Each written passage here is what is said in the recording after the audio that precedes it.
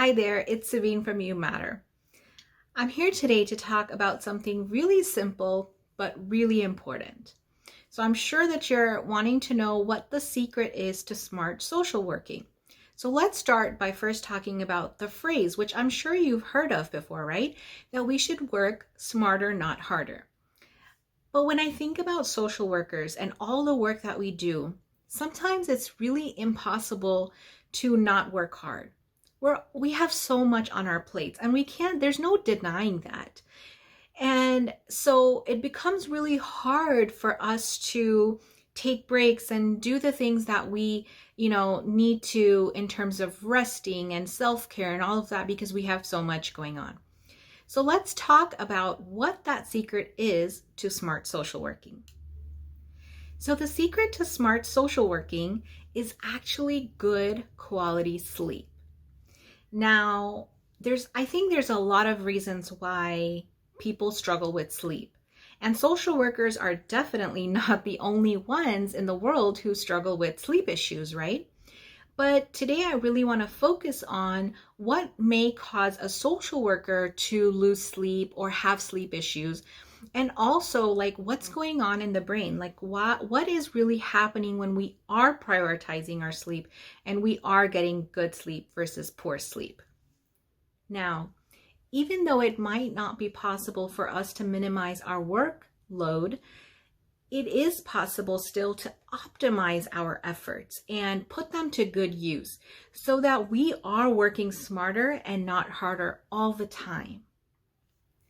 Now, we all know that good sleep is important. We know it's good for our mental health. We know it's good for our physical health. We all know the importance of good sleep, right? But how does that relate to smart social working? How does that make you, having good sleep, how does that make you an amazing social worker who is working smarter and not harder? So for that, I have to tell you what's happening in your brain when you are getting good sleep.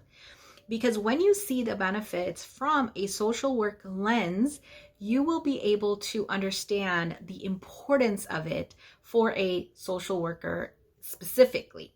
So the first thing I want you to understand is that when we're asleep, when our body is resting, our brains are doing something amazing for us. They are working hard for us to get prepared to function at our full potential the next day. So as you can imagine, if we're sleep deprived or if we don't have good quality sleep, then we are not reaching that full potential of ours. So let me get a little bit more specific with what's going on when you get good sleep. So the first thing that's happening is that naturally your brain is releasing a chemical called oxytocin. Now, oxytocin is known to be the love drug and has been researched and is known to promote mental well-being. It's actually also being researched for being an anti-anxiety drug. So that's pretty interesting. It's a good thing, right? Oxytocin is a good thing. So our brain is naturally releasing this chemical when we're sleeping. So as you can imagine, this means that you have natural access to a chemical that, is going to make you feel good. And so you wake up with this positive vibe. And I want to relate this back to social working. Can you imagine waking up, feeling fulfilled, feeling good, and showing up in your work, whether it's at a job, whether it's your therapy practice, whether it's medical social work or school social work, whatever you're doing as a social worker. But can you imagine, being in a positive vibe, right? The way you present and show up for the people you serve will be a higher quality, right? Now, the second thing that's happening is you actually have much more mental clarity and your thinking patterns, your thought patterns are much more sharp. Now, as social workers, you can imagine how many problems we have to solve in one day, how many tasks we have to, accomplish. And I can't even imagine doing that with complete mental fog overwhelm, stress, in my body.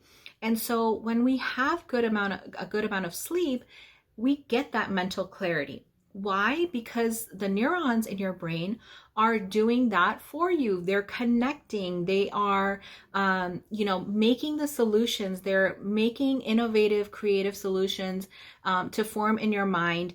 And so when you are performing the next day, that is going to show for sure. The third really important thing that is happening when you're asleep and your brain is doing for you is it's encoding your memory. So it's taking your short-term memory, putting it into long-term. So again, what does that mean for you as a social worker? So to me, that means I can recall information faster. If I can recall, what happened with the client, I can write the notes faster. Again, it's kind of like a combination of having that good, strong memory, along with that clarity, along with that positive vibe. So when you put everything together, it's an amazing thing that can really put you into a space where you are working smarter and not necessarily harder. Does that make sense? So now let's talk about what happens with sleep deprivation or just poor quality sleep.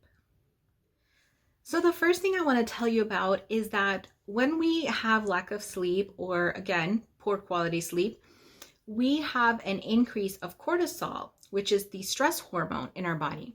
And if you can just imagine this cortisol radiating through your body, and we are meeting our clients, our individuals, families, patients, whatever you want to call, the people that we are serving, we show up in very high stress mode. So when we're in high stress mode, there's certain parts of our brains that are activated that they fog your clarity, they fog your decision making, they fog your problem solving skills. And so with that stress mode, we're not showing up as our best selves. We're not working smarter and more efficiently. Another thing that's really important, and you probably already know this, is that lack of sleep has been compared to being highly intoxicated. Once again, do you want to show up for these people who are already vulnerable, who are struggling, as an intoxicated, in an intoxicated state of mind? To me, that's very risky because, in social work, we are dealing with actual lives in most cases. So I think that we have to really understand the depth of this, because if I'm showing up in that way, then that might mean that I am at a much higher risk of making mistakes. And our jobs are so difficult. They're so demanding. And I don't know if we can really afford to make mistakes with people's lives. It's a very obvious thing about lack of sleep is your mood. You haven't received those chemicals naturally, so you're irritable, you're frustrated easier. It's harder to, deal with your coworkers. So with poor sleep comes this wave of, dysfunctionality. There's this, part because of your thought processes being fogged and all of that you're not working smarter. You might be putting in 12, 14-hour days. You might be working 7 days a week, but ask yourself if you're getting good quality sleep. Are you getting enough sleep? Because all of these things matter when it comes to working smarter. And as social workers, we have to understand this. We know the brains. We should know the brains more. And that's why I want to share these things with you guys, because it's important to know the why. It's one thing for someone to just tell me, you should be getting good sleep, you should exercise, you should eat right. I've heard it a million times. That doesn't, I can't relate that to myself as a social worker. And so there are so many things in the brain that are happening and that impact the kind of social work we're doing. It impacts how we are showing up as a social worker. So that's why I wanted to tell you guys about, sleep and how important it is for you. Now, there are many reasons why I think in general, a lot of people suffer from sleep issues, right? From poor sleep. And, but specifically social workers are at a higher risk for this. And I'll tell you why. First of all, social workers are dealing with intense things all day long. So it's not realistic to think or say that you are going to walk into your home after a day of work and completely, disconnect from your social worker self. Your brain is just one brain, and everything you're carrying with you. So when you go to bed at night, that trauma, that intensity, those struggles, those injustices, all of that is within you, right? Because we carry all of it inside of us.